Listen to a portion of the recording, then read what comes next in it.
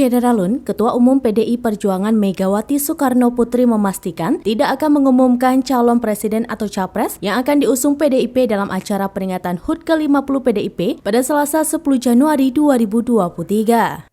Megawati mengatakan ia awalnya heran karena banyaknya media mau meliput acara ini karena ia disebut-sebut akan mengumumkan capres PDIP pada hari ini.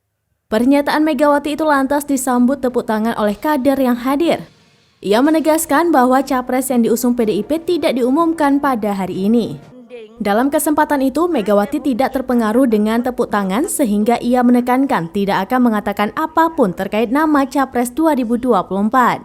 Ia pun menekankan bahwa penetapan capres yang diusung PDIP merupakan kewenangannya selaku Ketua Umum Partai sesuai hasil Kongres PDIP pada 2019 lalu.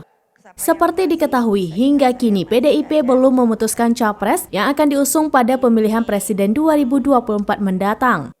Sejauh ini ada dua kader yang dianggap berpotensi menjadi capres dari PDIP yakni Ketua DPR Puan Maharani dan Gubernur Jawa Tengah Ganjar Pranowo.